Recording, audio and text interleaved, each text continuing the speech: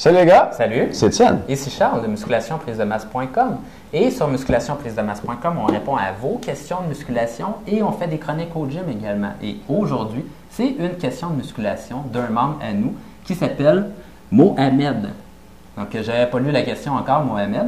Et tu veux-tu me laisser la feuille pour que je la lise? Vas-y, mon Charles. OK, je vais le faire.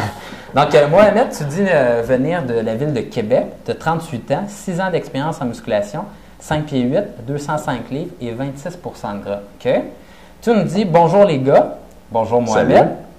Je vous salue avant tout pour votre travail et votre professionnalisme. » Merci Mohamed. J'ai déjà atteint le 14 de taux de gras, mais à cause que j'ai des rages de sucre, j'ai tout gâché.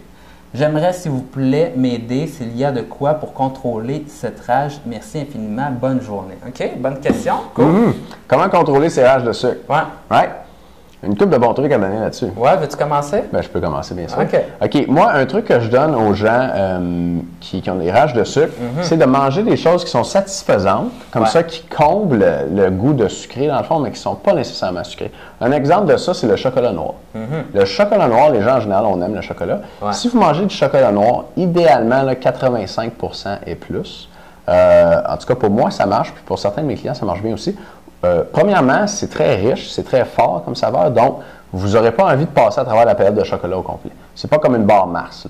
Ça goûte fort, ça goûte le chocolat, mais c'est pas sucré. Ça contient presque pas de sucre. Donc, vous pouvez manger 1 ou 2 carrés de ça, puis en général, ça suffit pour faire passer la fringale et faire passer l'envie de sucre. Si vous n'êtes pas habitué de manger du chocolat noir, commencez avec du 70 peut-être même du 50 C'est pas comme du chocolat au lait. Mais quand vous vous habituez à manger, moi je mange du 99, même il n'y a pas de sucre dedans, c'est principalement du gras, le chocolat avec un peu de protéines. Et quand on entend parler que le chocolat c'est excellent pour la santé, les antioxydants et tout, c'est bien sûr le chocolat noir.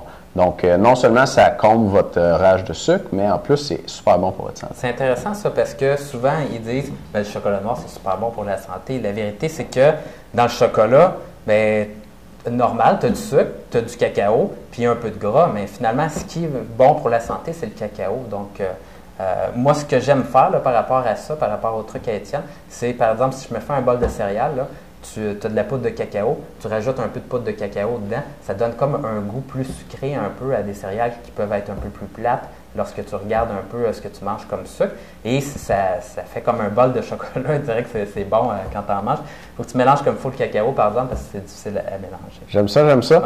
T'en as-tu un ou j'en donne un autre? Je peux bien en donner un autre. Les fibres, ça fait une bonne différence également. Donc, si vous rajoutez des fibres à votre alimentation, vous allez avoir un petit peu moins le goût sucré. Donc, c'est certain que quand on a faim, on a un peu plus là-dedans pour manger, puis souvent, ça va être au niveau sucré. Donc, de manger beaucoup de fibres dans votre alimentation. Et là, on parle de les légumes, principalement, qui ont beaucoup de fibres. C'est certain que les grains entiers, au lieu du pain blanc, mais tu manges du pain brun, ça va couper ta faim également. Et ça va te donner un petit peu moins envie de manger des choses qui sont sucrées. Sinon, si vous avez de la difficulté, vous pouvez toujours vous acheter des fibres à part. Et là, une bonne qualité de fibres, c'est les fibres de psyllium que vous pouvez acheter en sac et vous le mettez si vous avez un breuvage, vous pouvez le rajouter à votre breuvage, vous mélangez ça.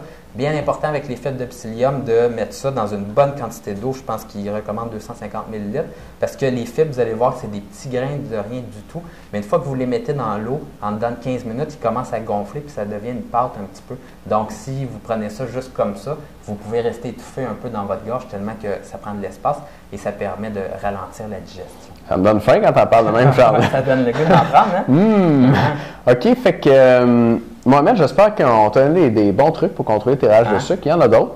Et puis, on va vous donner ça dans la vidéo suivante pour les membres ici en bas. Oui, notamment, je vais vous expliquer l'index glycémique et la charge glycémique. Donc, un gros point important parce que des fois, on a l'impression que ça goûte sucré, mais il n'y a peut-être pas tant de calories que ça. Donc, il y a des aliments magiques comme ça qu'on peut manger, et vous allez en manger jusqu'à pleine satiété, puis vous n'aurez pas eu tant de calories que ça, puis ça peut vous rassasier vos rages de sucre. Donc, on vous donne ça de l'autre côté. Yes. En passant cette semaine, là, c'est nouveau. Vous pouvez vous abonner pour voir juste les vidéos réservées aux membres, comme la vidéo d'aujourd'hui. Donc, l'information pour ça va être en dessous de vidéo.